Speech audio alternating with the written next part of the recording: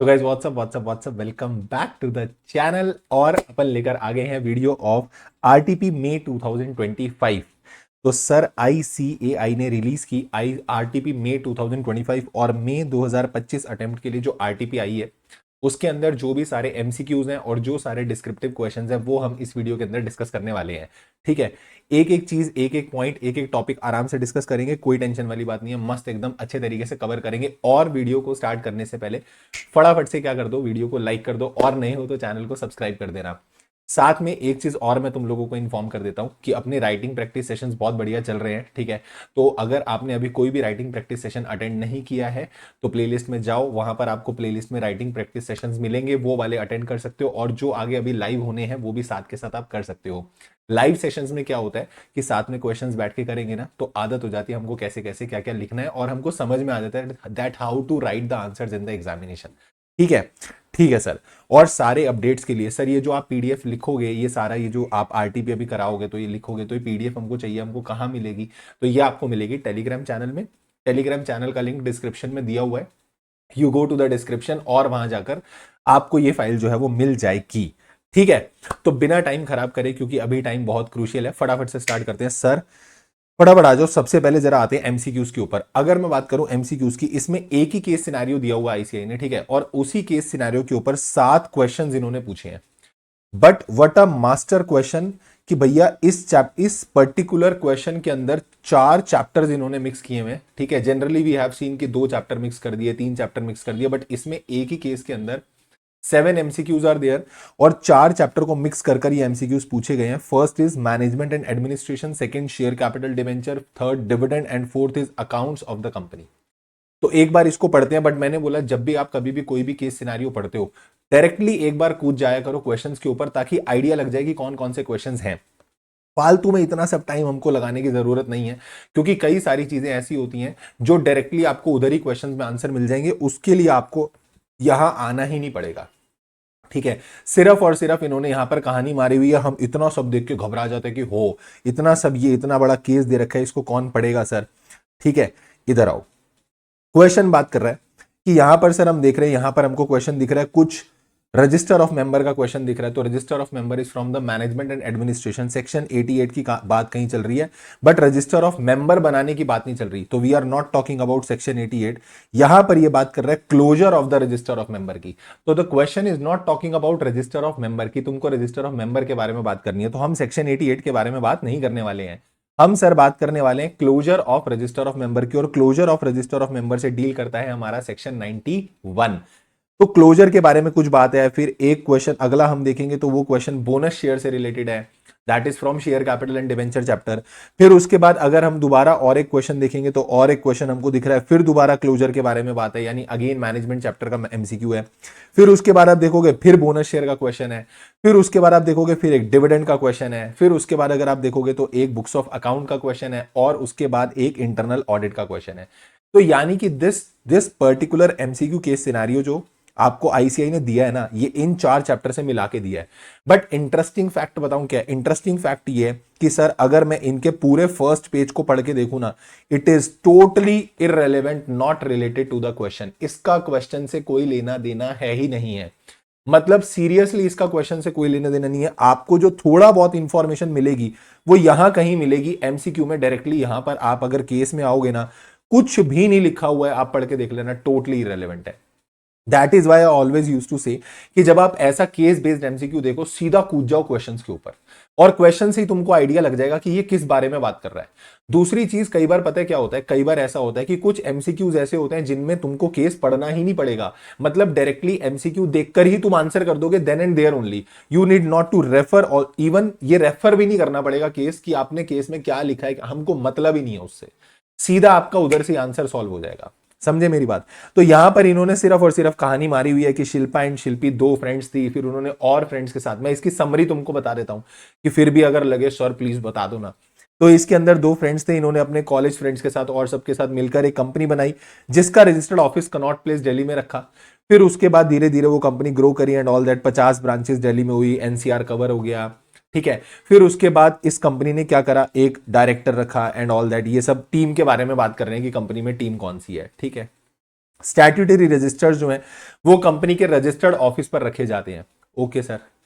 फिर उसके बाद हमने बात करी कि अगर कंपनी, अब जो कंपनी है ना, उस कंपनी को धीरे धीरे नॉलेज होने लगी कि उसको ये रियलाइज होने लगा कि अब आईटी सेक्टर को हमको एक्सप्लोर करना चाहिए, हमको आईटी की नीड है, वो सब चीजें हमको करनी चाहिए। तो उसके लिए इन्होंने क्या करा, एक सर्विसेज ली इंटरनेट सर्विस प्रोवाइडर की, irrelevant to the any of the question, वो 7 क्वेश्चन से कोई वास्ता नहीं है इनका।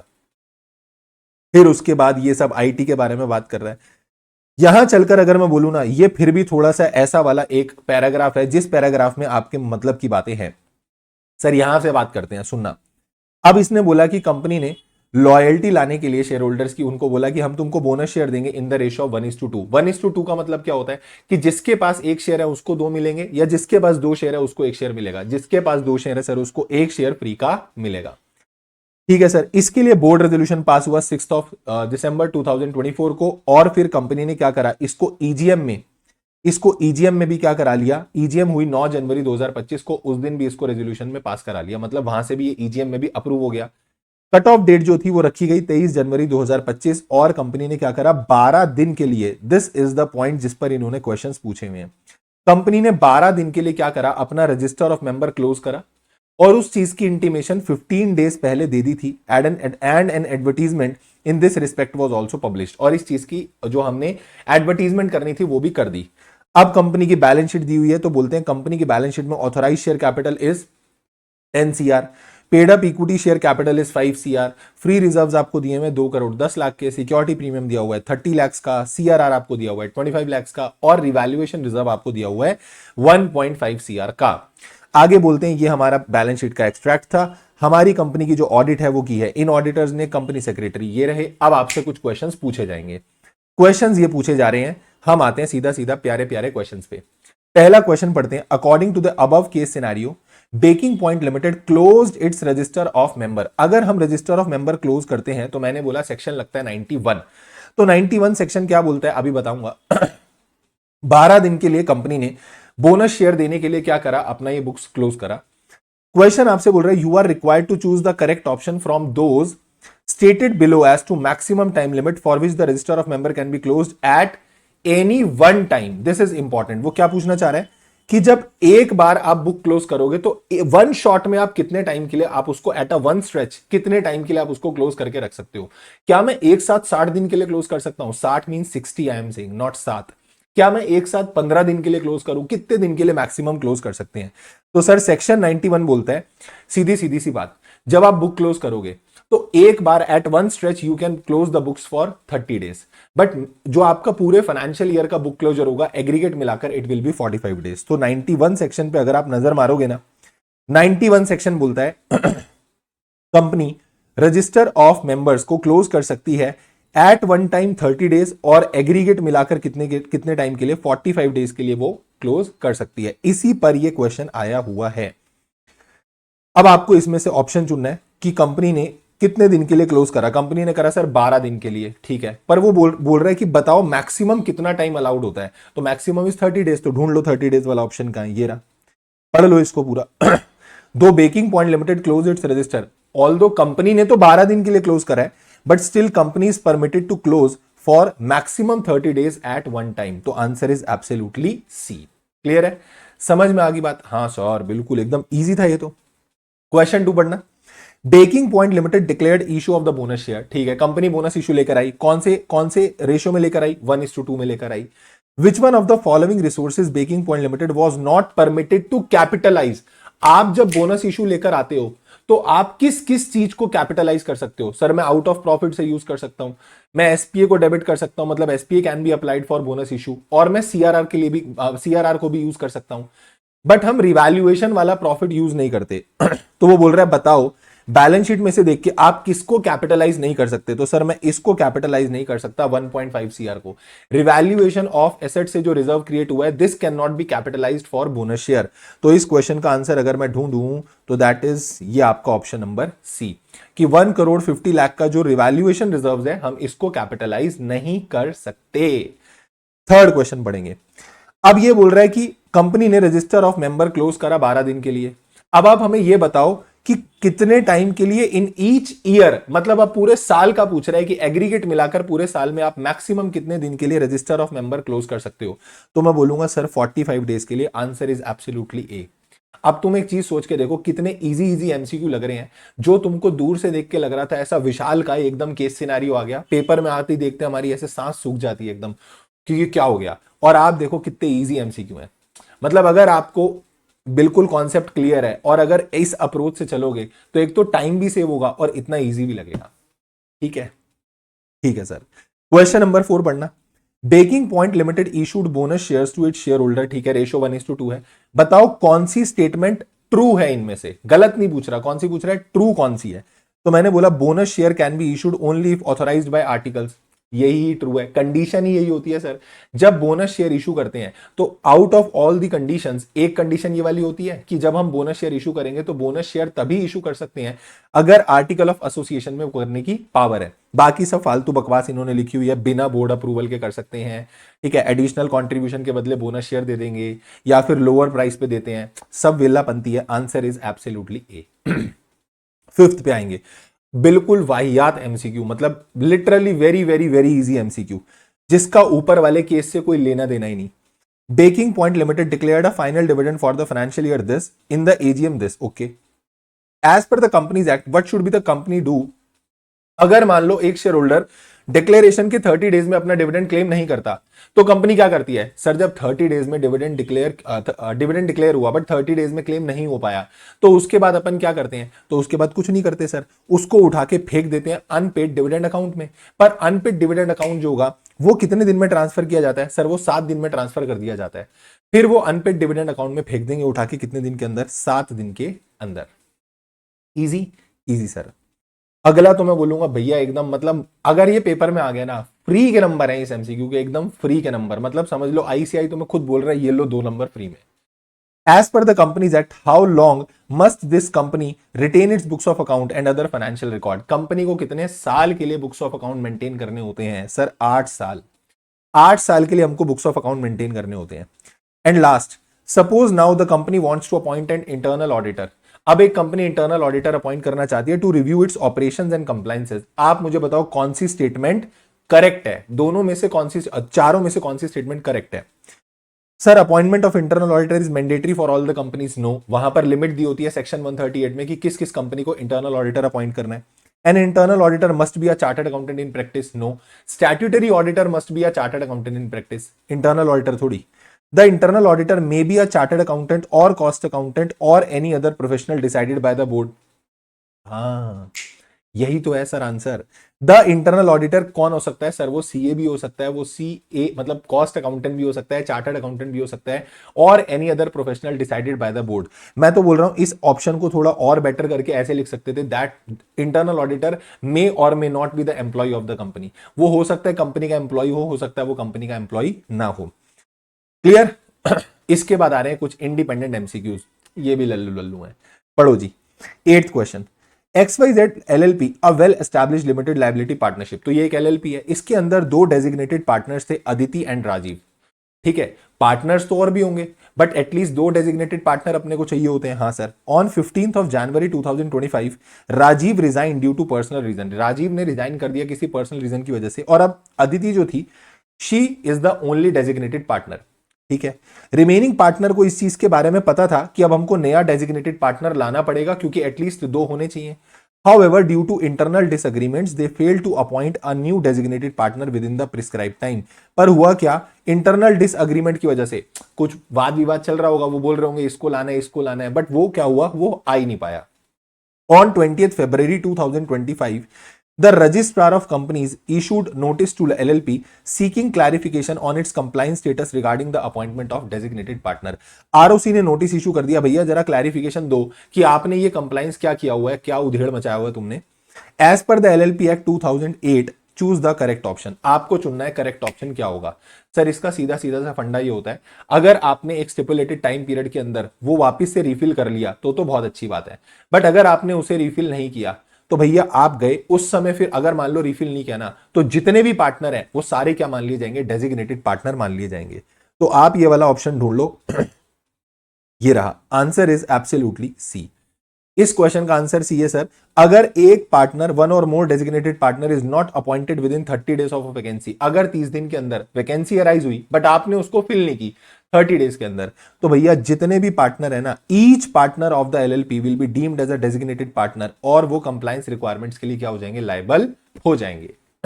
Easy easy easy sir. आगे चलें। Pranab, an Indian citizen and a software engineer, was working for multinational IT-based firm in Singapore over 8 years. तो 8 साल से बंदा वहां पे काम कर रहा है। During his tenure, he accumulated substantial saving in Singapore. उसने सिंगापुर में कुछ ऐसा सेविंग्स वेविंग, बहुत ऐसा पैसा वैसा इकट्ठा कर लिया, and invested into the few properties, और उसने कुछ प्रॉपर्टीज में इन्वेस्ट कर दिया, with a plan to permanently return to India. अब बंदे का मन बन गया कि उसको इंडिया वापस आना है, उसको तो उसका देश बुला रहा है, वो बोल रहा है भैया मैं तो इंडिया परमानेंटली जाऊंगा वापस। He decided to sell one of his properties and transfer the proceeds to his newly opened bank account in India. तो उसने बोला कि मैं अपनी प्रॉपर्टी बेच दूंगा एंड ट्रांसफर द प्रोसीड, जो भी पैसा आएगा उसको बैंक अकाउंट में डाल दूंगा, जो मैंने अभी नया नया नोना नोना बैंक अकाउंट इंडिया में खुलवाया।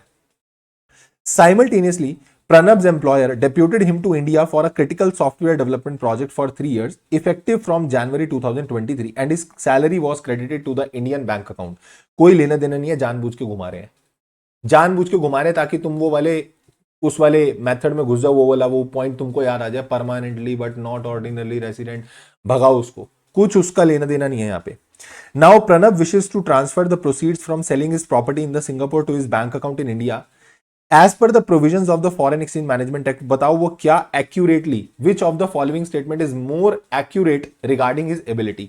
वो बंदा इन चारों में से क्या कर सकता है, मैं बोलूं वो बंदा इन चारों में से सब कुछ छोड़ो, वो बंदा फ्रीली वो वाली प्रॉपर्टी यहां पे लेकर, मतलब वो प्रॉपर्टी होल्ड कर सकता है। अब वो डिसाइड कर रहा है, होल्ड तो करनी नहीं, वो डिसाइड कर रहा है कि मैं तो बेचूंगा। तो अगर आप बेच दोगे ना, तो you can transfer the funds freely into the India, because you have acquired this property when you were resident outside India. मतलब जब आप PROI थे तब आपने ये प्रॉपर्टी एक्वायर की थी, तो आप इसको बेचकर जो भी फंड्स है उसको फ्रीली क्या कर सकते हो, आप इंडिया ट्रांसफर कर सकते हो। Answer is your point number C, option number C answer होगा कि वो बंदा फ्रीली ट्रांसफर कर लेगा, because the property was purchased while he was resident outside India. Clear clear sir. अगला क्वेश्चन देखते हैं। Messrs Kanika Tripathi, an accomplished classical dancer, ओहो, has been invited by Oxford University to perform at a cultural event. तो ये कोई classical dancer है, इनको बोला गया कि आप वहां पर आओ और आप ये इवेंट करो। She seeks to withdraw $75,000 for tour expenses. अब इसको वहां जाना है तो उसको जाने के लिए $75,000 चाहिए। What is the most likely restriction on this transaction under FEMA? आपको बताना है FEMA के अंतर्गत इस पर क्या रेस्ट्रिक्शन लगेगी। एक बात बताओ, क्या मैं बोलूं वो टूर के लिए जा रही है? हाँ टूर के लिए जा रही है सर। अगर वो टूर के लिए जा रही है तो यानी कि LRS के अंतर्गत उसको $2,50,000 जो है वो निकाल सकती है। तो she can withdraw freely $2,50,000 under the liberalised remittance scheme. कोई उसको अप्रूवल लेने की जरूरत नहीं है RBI से या किसी से भी। He can withdraw foreign exchange freely with in the limits prescribed under the liberalised remittance scheme और रेलेवेंट फेमा गाइडलाइंस, क्योंकि LRS में $2.5 लाख तक तो वैसे ही अलाउड है। तो आंसर हो जाएगा सर इसका point number B. Clear clear sir. तो मस्त मस्त एकदम देख लो कितनी जल्दी जल्दी अपन ने MCQ निपटा लिए with each and every point discussion. अब चलते हैं डिस्क्रिप्टिव क्वेश्चंस के ऊपर। सबसे पहला क्वेश्चन आपको दे रखा है from the chapter prospectus and allotment of security. Grab Limited and unlisted company, ये एक अनलिस्टेड कंपनी है, intend to make a public offer of security. और अब ये कंपनी क्या लाना चाह रही है, पब्लिक ऑफर लाना चाह रही है। However they are not sure about the compliance requirement for issuing securities in dematerialized form. You being an expert, guide Grab Limited on the relevant provision of the Companies Act and whether Grab Limited is eligible to issue its security. Question आपसे पूछ रहा है भैया ये company है, एक unlisted company है, public offer लेकर आना चाहती है और बोल रहे हैं उनको डीमटेरियलाइज्ड फॉर्म के बारे में कोई इंफॉर्मेशन नहीं है। तो भैया आपके यहां पर दिमाग की घंटी बज जानी चाहिए और आपको याद आना चाहिए सेक्शन नंबर 29। सेक्शन नंबर 29 क्या बोलता था कि जब भी कोई कंपनी पब्लिक ऑफर लेकर आएगी तो उसको उसे डीमटेरियलाइज्ड फॉर्म में ही इशू करना पड़ेगा, यानी कि ई मोड में ही इशू करना पड़ेगा। आप फिजिकल फॉर्मेट में शेयर्स इशू नहीं कर सकते। If you are coming up with the public offer of the security, public offer of the share भी अगर मैं बोल लूं, आप पब्लिक ऑफर लेकर आ रहे हो तो आपको उसको हमेशा डीमटेरियलाइज्ड फॉर्म में इशू करना पड़ेगा, ऐसा लिखा हुआ है सेक्शन 29 के अंदर। और फिर उसके साथ उसके साथ एक रूल 9A भी अटैच हो जाता है, जो रूल 9A बोलता है कि अनलिस्टेड कंपनी जो होंगी, there are certain class of unlisted companies also, कि उन अनलिस्टेड कंपनीज को भी क्या करना पड़ेगा, अब अपने जो सिक्योरिटीज हैं उसको ई मोड में ही इशू करना पड़ेगा। Earlier it was allowed to unlisted company की वो फुल जो अपने शेयर्स ऑफर करते थे वो आप फिजिकल में कर सकते थे, बट अभी अनलिस्टेड कंपनी को भी बोल दिया भैया रूल 9A के हिसाब से अगर आप कवर हो रहे हो तो फिर आपको क्या करना पड़ेगा, ई मोड में शेयर इशू करने पड़ेंगे। तो अगर आप इसका आंसर देखोगे क्वेश्चन नंबर 11 का, this question is based on section number 29 read with rule number 9A of the company prospectus and allotment of security rules 2014। Section 29 बोलता है कि जब भी कोई कंपनी पब्लिक ऑफर लेकर आएगी तो डीमटेरियलाइज्ड फॉर्म में लाना पड़ेगा, उसके अलावा आपके पास कोई ऑप्शन ही नहीं है। यानी जो भी कंपनी पब्लिक ऑफर लेकर आती है या फिर वो क्लास ऑफ कंपनी जिनको हम प्रिस्क्राइब कर देंगे, उनको सिक्योरिटीज को डीमटेरियलाइज्ड फॉर्म यानी कि डीमेट फॉर्म में ई मोड में ही इशू करना पड़ेगा। सर ई मोड में इशू करना पड़ेगा। और सबसेक्शन 1A क्या बोलता है, सबसेक्शन 1A बोलता है कि हम वो क्लास ऑफ अनलिस्टेड कंपनीज बताएंगे कि उनको भी अपने सिक्योरिटीज को किस में इशू करना पड़ेगा, उनको भी सिक्योरिटीज को ई मोड में इशू करना पड़ेगा। हेल्ड और transferred only in the dematerialised form, यानी वो unlisted companies the securities shall be held और transferred only in the dematerialised form.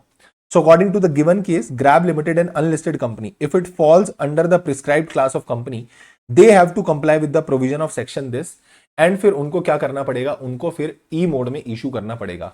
और वैसे भी मैं बोलूं इस क्वेश्चन में तो ऐसा भी लिखा था कि ये क्वेश्चन में क्लियरली लिखा है कि ये कंपनी क्या लाना चाह रही है, intends to make a public offer of security. तो अगर ये अभी अनलिस्टेड है बट अगर ये पब्लिक ऑफर लेकर आएगी तो वैसी सेक्शन 29 में आ जाएगी। और रूल 9A छोड़ो ना, वैसी कल को जब ये this company intends to get it security listed, question बोल रहा है ना कि ये कंपनी तो खुद लिस्ट होना चाहती है, तो वैसे भी फिर इसको कंपनी को किस में इशू करना पड़ेगा, डीमेट फॉर्म में इशू करना पड़ेगा। फिर इसके बाद आते हैं क्वेश्चन नंबर 12 के ऊपर।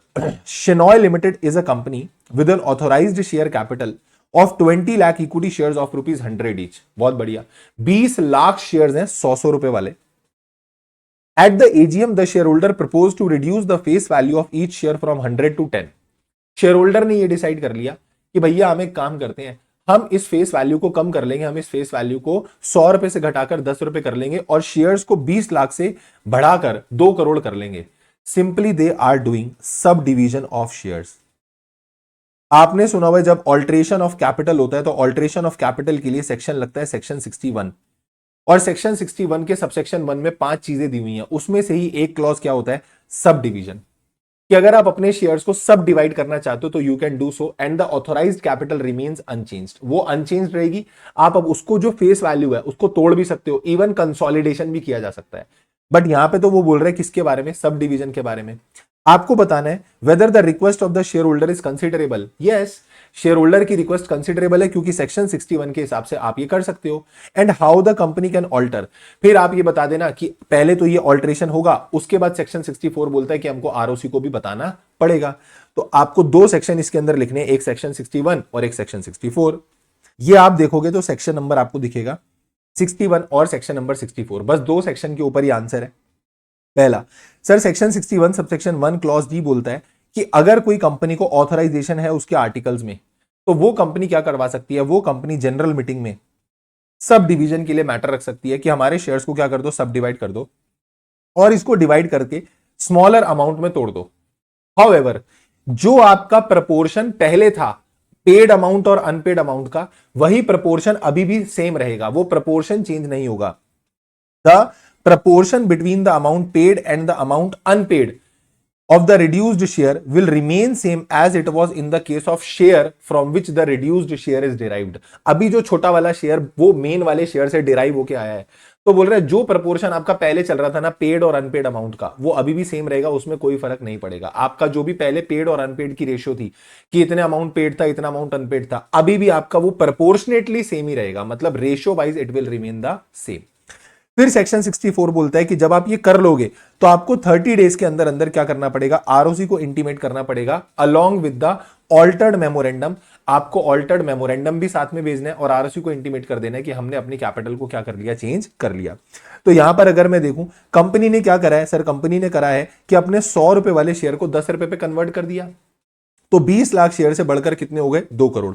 According to the above provision उसकी शेयर कैपिटल, उसकी ऑथोराइज शेयर कैपिटल जो थी, जो 20 लाख इक्विटी शेयर्स थी, फेस वैल्यू 100 ईच, अब वो घटकर क्या हो गई है, फेस वैल्यू घट गई और नंबर ऑफ शेयर बढ़ गए। नाउ वी कैन से कि अब वो जो हो गया 2 करोड़ इक्विटी शेयर्स हो गए और 10-10 रुपए वाले एक हो गए। पहले 20 लाख शेयर 100 रुपए वाले थे, अब 2 करोड़ शेयर 10 रुपए वाले हो गए। तो हमारी जो ऑथराइज शेयर कैपिटल है वो तो क्या रही है, सेम। तो हम बोल सकते हैं on this basis we can say that yes the request of the shareholders can be considered। तो शेयर होल्डर की जो रिक्वेस्ट थी वो एकदम वैलिड थी, उसको कंसीडर किया जा सकता है।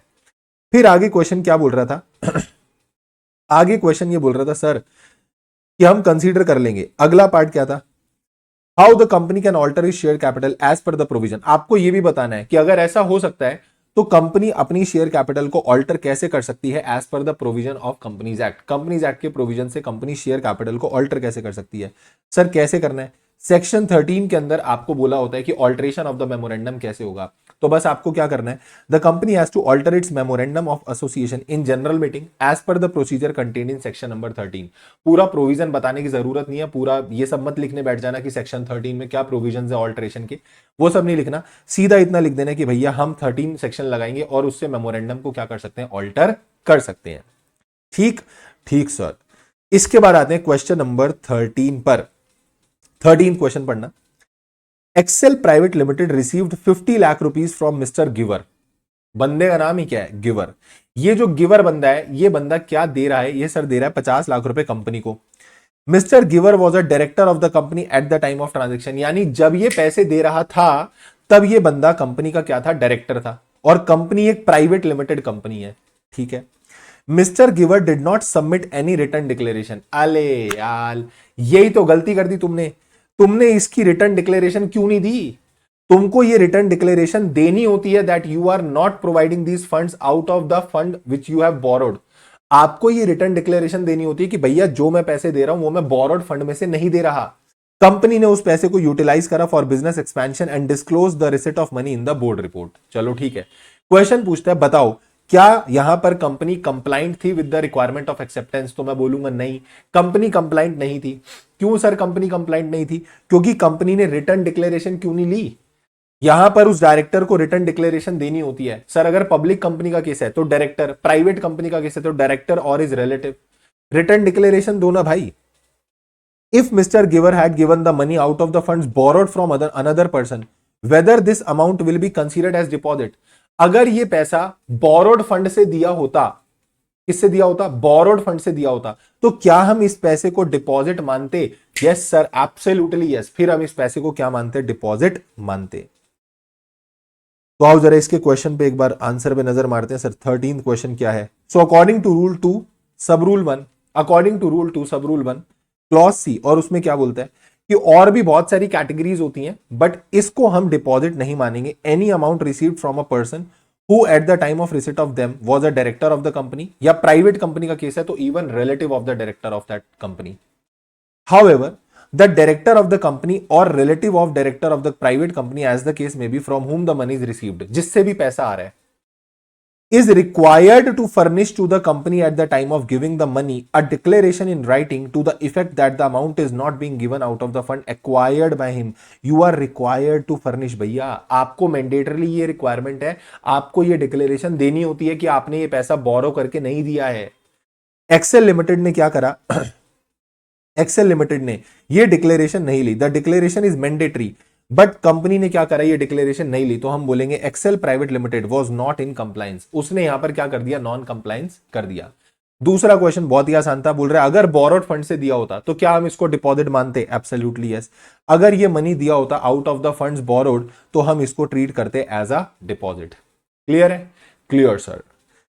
इसके बाद आते हैं क्वेश्चन नंबर 14, और क्वेश्चन नंबर 14 क्या बोलता है सर, क्वेश्चन नंबर 14 बोलता है ओहो हो अच्छा क्वेश्चन है। Madan private limited is a partially owned subsidiary of Puri limited holding 90% of its shares. So एक कंपनी है पुरी लिमिटेड, और पुरी लिमिटेड मदन के कितने शेयर्स होल्ड करती है, 90%। ठीक है, यानी Madan is the subsidiary of Puri, but Madan जो है वो कौन सी सब्सिडरी है, पार्शियली ओन्ड, मतलब होली ओन्ड सब्सिडरी नहीं है। 100% मदन के शेयर्स पुरी के पास नहीं है। ठीक है sir. The company does not have any listed securities and is not in the process of listing on any recognized stock exchange. ना तो अभी कंपनी लिस्टेड है और ना ही in the process of listing है, यानी अभी कोई ऐसा इंटेंट टू लिस्टेड भी नहीं है। ठीक है। Puri Limited, the holding company, prepares and files consolidated financial statement with the registrar in compliance with the accounting standard। तो पूरी लिमिटेड ने क्या करा, अपने कंसोलिडेटेड फाइनेंशियल स्टेटमेंट्स यानी अपनी सब्सिडरी के साथ कंसोलिडेशन मार के सबमिट कर दिया टू द आरओसी। आपको ऊपर वाले प्रोविजन पढ़ते हुए यह बताना है, मदन प्राइवेट लिमिटेड जो कंपनी है, क्या इसको अपने फाइनेंशियल्स के अलावा क्या इसको कंसोलिडेटेड फाइनेंशियल स्टेटमेंट बनाने पड़ेंगे और क्या इसकी कंडीशंस होती हैं। दूसरा क्वेश्चन ये पूछता है, अगर मान लो इसकी सिक्योरिटी लिस्टेड होती तो फिर क्या होता। तो आपको ये सिंपल पूछ रहा है भैया 129 सेक्शन लगेगा और सेक्शन 129 बोलता है कि अगर तुम 3 कंडीशन पूरी करोगे तो तुमको कंसोलिडेटेड नहीं बनाने। हमने बोला कौन सी 3 कंडीशन, बोले पहला काम ये करो कि तुमको कंसोलिडेटेड नहीं बनाने होंगे अगर तुम एग्जम्पशन में आ जाओगे। मैंने बोला क्या एग्जम्पशन, अगर आप होली ओन्ड सब्सिडरी हो, होली ओन्ड सब्सिडरी को तो सिंपल बार कर दिया, एग्जम्प्ट कर दिया। बट अगर आप पार्शियली ओन्ड सब्सिडरी हो और आपके जो बाकी मेंबर्स हैं यानी उस कंपनी के जो ऑल अदर मेंबर्स हैं वो लोग अगर उनको इंटीमेशन दे दी जाती है राइटिंग में, and for which proof of delivery of such intimation is available, उनको इंटीमेशन दे दी जाती है कि ये कंपनी इंटरेस्टेड नहीं है सीएफएस बनाने में, उनको इंटीमेशन दे दी जाती है राइटिंग में, और साथ ही में उस इंटीमेशन का डिलीवरी का प्रूफ भी अवेलेबल है विद द कंपनी। तो ये हो गई पहली कंडीशन पूरी। दूसरी कंडीशन, आपकी सिक्योरिटीज लिस्टेड नहीं होनी चाहिए। और तीसरी कंडीशन, अगर आपकी अल्टीमेट या कोई इंटरमीडिएट होल्डिंग कंपनी, या तो तुम्हारी जो अल्टीमेट होल्डिंग है उसने कंसोलिडेटेड फाइल कर दी है आरओसी के पास, या फिर आपकी जो इंटरमीडिएट होल्डिंग है, मतलब चेन चल रही है बट चेन में इंटरमीडिएट होल्डिंग ने क्या कर दिया, आरओसी को कंसोलिडेटेड फाइल कर दी है, तो आप एग्जम्प्ट हो जाओगे। तो हुआ क्या यहां पर, अगर मैं देखूं मदन प्राइवेट लिमिटेड, क्या ये एक पार्शियली ओन्ड सब्सिडरी है। मैं बोलता हूं अगर ये क्वेश्चन यहां पे आ जाता ना होली ओन्ड सब्सिडरी, तो इतना सब हमको पढ़ना ही ना पड़ता, ये इंटीमेशन की जरूरत ही ना पड़ती, सीधा सीधा मैं बोलता होली ओन्ड सब्सिडरी है। बट यहां तो पार्शियली ओन्ड सब्सिडरी है बिकॉज 90% होल्डिंग है, इसकी कोई सिक्योरिटी लिस्टेड भी नहीं है, क्वेश्चन ने क्लियरली बोला है। और तीसरी चीज, इसकी जो अल्टीमेट होल्डिंग कंपनी है पूरी लिमिटेड, उसने क्या कर दिया, कंसोलिडेटेड भी फाइल कर दिए। तो मैं बोलूं इसकी तीनों कंडीशन पूरी हो गई। और अगर इसकी तीनों कंडीशन पूरी हो गई है तो भैया इस पार्शियली ओन्ड सब्सिडरी को सीएफएस बनाने की जरूरत नहीं है। पर एक चीज ध्यान रखना, इसको यह इंश्योर करना पड़ेगा कि जो इसके बाकी मेंबर्स हैं यानी रिमेनिंग 10% मेंबर्स जो हैं उनको इन्फॉर्म किया जाए in writing about decision not to present CFS. उनको इंटीमेट करो राइटिंग में कि ये कंपनी सीएफएस बनाना नहीं चाहती और उसका प्रूफ मेंटेन करके रख लो, तो फिर आप क्या कर सकते हो, सीएफएस बनाने से एग्जम्प्ट हो जाओगे। और कोई भी मेंबर इस चीज एग्जम्पशन को क्या नहीं करना चाहिए, ऑब्जेक्ट नहीं करना चाहिए। ये अगर आपने कर लिया तो आप एग्जम्प्ट हो जाओगे। फिर उसके बाद बोल रहा था क्या आपका आंसर बदल जाएगा अगर मान लो कि ये कंपनी की सिक्योरिटी लिस्ट हो जाती, तो एब्सोल्युटली यस। अगर ये कंपनी की सिक्योरिटी लिस्ट हो जाती भैया, फिर तो हम बोलते कि फिर ये एग्जम्पशन के लिए क्वालिफाई ही नहीं करेगा, फिर इसको कंसोलिडेटेड फाइनेंशियल स्टेटमेंट बनाने पड़ेंगे, उसमें तो आप मना कर ही नहीं सकते। समझे बात। क्वेश्चन नंबर 15, अगला क्वेश्चन क्या दे रखा है सर, अगला क्वेश्चन आईसीएआई ने आपको दे रखा है ओपीसी को लेकर। ये आसान क्वेश्चन है, इसमें कोई दिमाग लगाने वाली बात नहीं है, घिसा पिटा क्वेश्चन। एपीसी प्राइवेट लिमिटेड एक ओपीसी है, ठीक है, 1% कंपनी है, 2024 में इनकॉर्पोरेट हुई। उसके बाद क्या हुआ, the company has not appointed a company secretary due to its small scale of operation, क्योंकि इतना बड़ा धंधा था नहीं, तो उन्होंने बोला कि सीएस साहब को हम लाके क्या ही करेंगे। So at the end of the financial year the company needs to file its annual return. अब कंपनी को एनुअल रिटर्न फाइल करनी है, तो वो पूछता है बताओ कि जब आप एनुअल रिटर्न फाइल करोगे, the director is in the state of dilemma. Dilemma का मतलब क्या होता है, वो बंदा कंफ्यूजन में है, उसने कंपनी लॉ एक्सपर्ट को कंसल्ट करा। अब समझ लो वो कंपनी लॉ एक्सपर्ट हो तुम, और तुमसे पूछा जा रहा है कि क्या हमको फुल फ्लेज्ड एक एनुअल रिटर्न फाइल करनी है या फिर एब्रिज्ड वर्जन फाइल करना है, कौन सा फाइल करना है और कौन साइन करेगा। तो आपको बस ये बताना है कि किस फॉर्म में उसकी रिटर्न जाएगी और उस पर साइन कौन करेगा। तो भैया अगर मैं बात करूं सीधा सीधा यहां पे आंसर लिख लो, 7A फॉर्म होता है। वैसे एनुअल रिटर्न का फॉर्म क्या होता है, MGT 7, बट ये छोटी कंपनी है तो स्मॉल कंपनी और ये ओपीसी किस में फाइल करते थे, 7A में। ए मतलब क्या होता है, एब्रिज्ड। ए मतलब ही क्या होता है, ए से याद रखने का जुगाड़ था क्या, एब्रिज्ड। और इसको कौन साइन करेगा सर, क्योंकि कंपनी में कंपनी सेक्रेटरी नहीं है, तो फिर उस केस में क्या होगा, जो सोल डायरेक्टर है, एक अकेला डायरेक्टर भी साइन मार देगा, तो हम बोल देंगे भैया it is a valid annual return, आप क्या कर दो, फाइल कर दो। ठीक है सर। तो अगर आप क्वेश्चन का आंसर देखोगे तो that is answer number ten ये रहा। आपको फॉर्म फाइल करना पड़ेगा एमजीटी 7A आरओसी को फॉर द एनुअल रिटर्न, और साथ में वो जो सोल डायरेक्टर है, एक अकेला डायरेक्टर, वो क्या कर देगा, ओपीसी के लिए एनुअल रिटर्न पे साइन कर देगा, क्योंकि कंपनी सेक्रेटरी है ही नहीं। Right sir. उसके बाद आते हैं क्वेश्चन नंबर 16 पे। क्वेश्चन नंबर 16 बोलता है Messrs Sharma and associates is an audit firm with 2 partner. Wow, एक फर्म है जिसका नाम है शर्मा एंड एसोसिएट, और इसके अंदर 2 पार्टनर है, मिस्टर शर्मा एंड मिस्टर राज। ठीक है, mister Raj is also partner in another audit firm messrs Mehta and associates. तो ये जो मिस्टर राज है, ये एक और दूसरी फर्म में भी पार्टनर है। Messrs Sharma and associate was appointed as the statutory auditor of the company, और ये लिस्टेड कंपनी के ऑडिटर थे, और 2 कॉन्सेक्यूटिव टर्म से ऑडिटर थे, और इस कंपनी पे रोटेशन के प्रोविजन लगते हैं। सेक्शन 139 सबसेक्शन 2, हम रोटेशन के प्रोविजन में फंस जाते हैं, ये कंपनी फंसती है रोटेशन में। तो रोटेशन में क्योंकि ये ऑडिटर फर्म ऑलरेडी 2 टेन्योर पूरे कर चुकी है, तो अब इसको कूलिंग पीरियड पे जाना पड़ेगा, अब इसको चिल मारने जाना है, अब इसको ठंडा होने जाना पड़ेगा। अब ठंडा होने कितने टाइम के लिए जाएगा, 5 साल के लिए। तो ये बोल रहा है if bright future limited now wants to appoint messrs Mehta and associate. अले नहीं कर सकते, मेहता एंड एसोसिएट को भी तुम ऑडिटर अपॉइंट नहीं कर सकते। वाई? क्योंकि ये एक बंदा उसमें कॉमन पार्टनर है, और कॉमन पार्टनर को as on the date of appointment हम चेक करते हैं, वो बंदा कॉमन पार्टनर नहीं होना चाहिए। Oh, so if bright future limited now wants to appoint messrs Mehta and associates as is auditor firm, तो क्या ये कर सकती है? और अगर नहीं कर सकती तो बताओ कितने टाइम बाद ये रेस्ट्रिक्शन हटेगी? तो हम बोलते हैं सर ये ऑडिटर अपॉइंट नहीं हो सकता, क्योंकि मेहता एंड एसोसिएट्स में एक कॉमन पार्टनर है, दैट इज मिस्टर राज, और ये राज बंदा जो है ये इसमें पार्टनर है, तो कॉमन पार्टनर की वजह से आप अपॉइंट तो नहीं हो सकते। तो कितने टाइम बाद रेस्ट्रिक्शन उठेगी? 5 साल बाद। खत्म हो गया क्वेश्चन।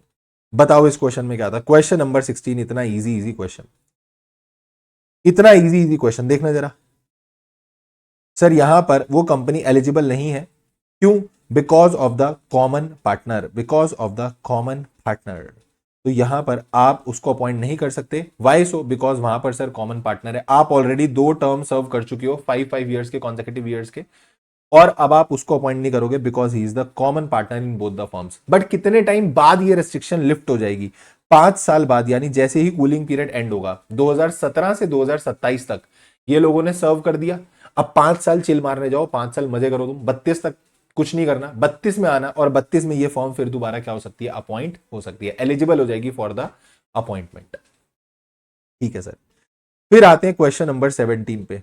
फालतू क्वेश्चन है एलएलपी का, बिल्कुल ही लल्लू क्वेश्चन, बिल्कुल ही लल्लू क्वेश्चन। बोल रहा है जीत एलएलपी एक स्मॉल स्केल कंसल्टिंग फर्म है, फॉर द फाइनेंशियल ईयर इसका कंट्रीब्यूशन अमाउंट 20 लाख है, और इसका टर्नओवर 35 लाख है। बताओ स्मॉल कंपनी है या नहीं है? ले यार, 25 लाख और 40 लाख की लिमिट होती है सर, ये 25 और 40 की लिमिट के अंदर है, तो हम बोलेंगे स्मॉल है। दोनों चीजें पूरी करनी होती हैं। बोल रहे अगर मान लो अगले साल टर्नओवर जो है कंपनी का एक्सीड कर जाए 50 करोड़, ओ भाई, अगले साल अगर कंपनी का टर्नओवर 50 करोड़ एक्सीड कर जाए, तो क्या तब भी स्मॉल का स्टेटस रहेगा? नहीं। अगर 50 करोड़ एक्सीड कर गया फिर स्मॉल का स्टेटस नहीं रहेगा। तो this is section question number आपका 17। ये लो, 25 लाख एक्सीड नहीं करना चाहिए आपका कंट्रीब्यूशन, और आपका टर्नओवर जो है वो 40 लाख क्रॉस नहीं करना चाहिए, और दोनों के बीच में है एंड, दोनों कंडीशंस आपकी पूरी होनी चाहिए। ठीक है sir. Since Jeet Limit LLP meet both the condition it qualifies as a small LLP. But इसका टर्नओवर अगर अगले साल 50 करोड़ एक्सीड करा तो फिर वो स्मॉल एलएलपी की रिक्वायरमेंट्स को मीट नहीं करेगी, एंड इन दैट केस आपको रेगुलर एलएलपी बोला जाएगा। ठीक है सर। इसके बाद आपको एक जीसीए का क्वेश्चन दे रखा है, एक इंटरप्रिटेशन का क्वेश्चन दे रखा है। जीसीए का क्वेश्चन भी आसान है। जीसीए क्या बोलता है? मिस्टर एन जो है is caught stealing a bicycle. बताओ, बंदा साइकिल चोरी कर रहा था, and that is an offence punishable under Indian Penal Code. Cycle चोरी करना एक अपराध है।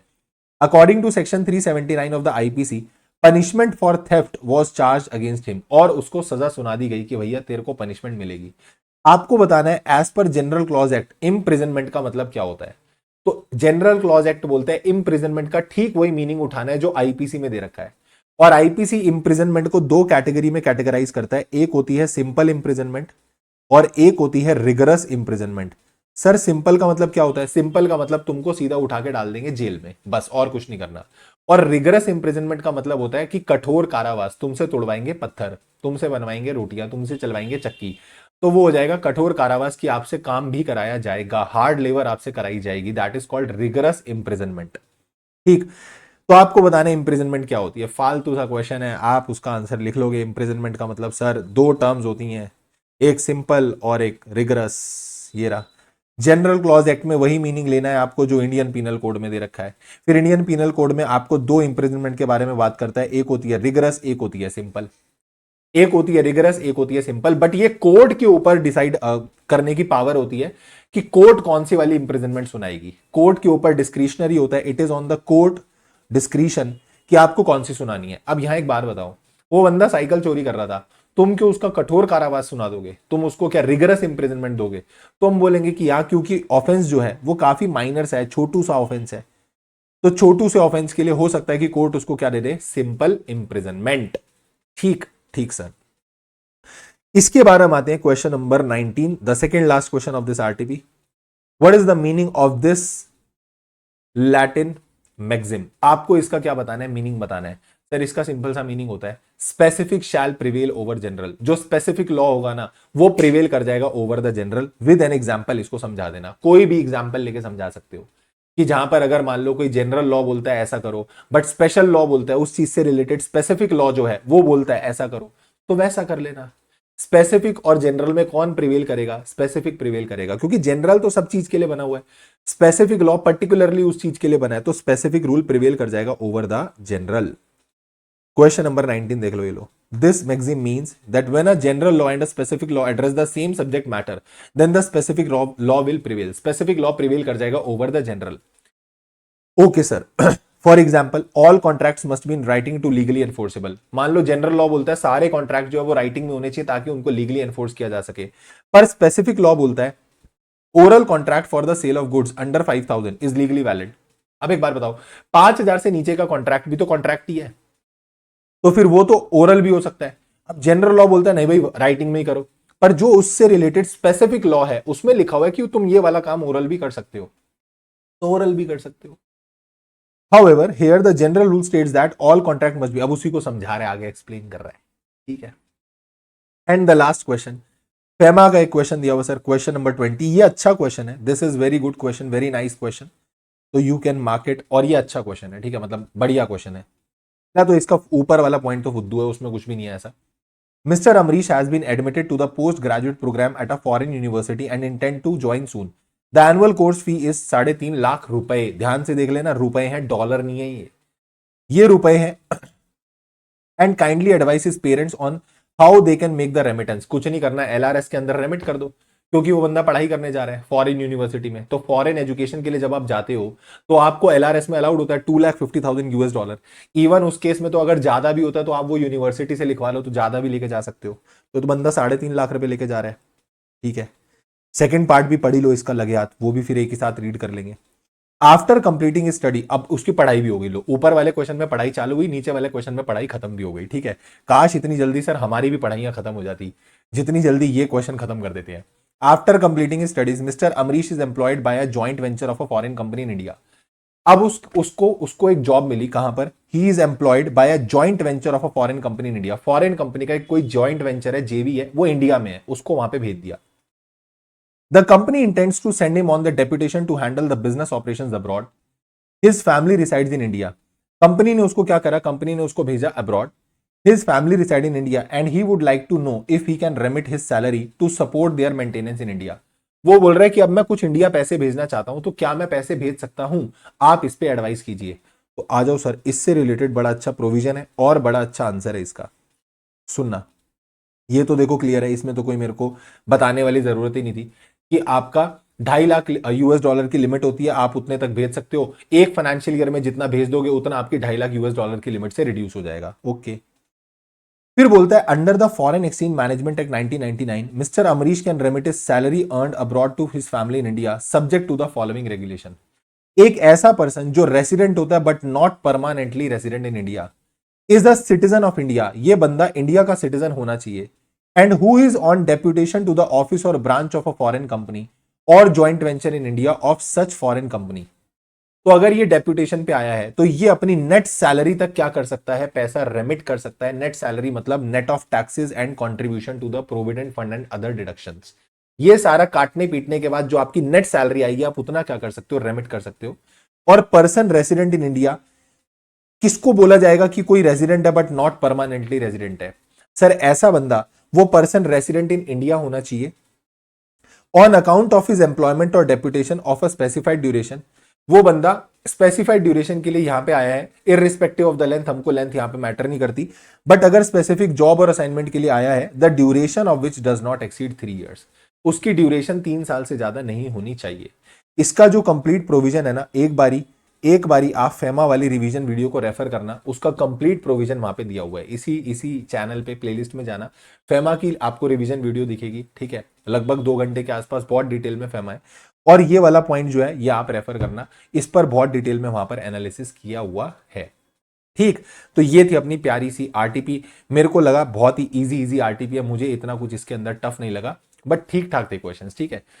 इट वॉज गुड आरटीपी, तो इसको आप लोग कवर कर लेंगे। और अब इसके बाद अपन एमटीपीज भी लेके आने वाले, MTP 1 MTP 2 जो अभी मई 2025 के लिए हुए हैं, वो दोनों की वीडियो भी आपको अवेलेबल हो जाएगी। क्लियर है? Yes sir. So this is all for today. फटाफट से आप इस वीडियो को कर दोगे लाइक, चैनल को कर दोगे सब्सक्राइब, दोस्तों के साथ कर दोगे वीडियो को शेयर, और हम मिलेंगे अगली वीडियो में। So this is all for today. Thank you so much, take care, bye bye, and keep working very very hard as someone somewhere is waiting for your success. Thank you so much. Tata, bye bye.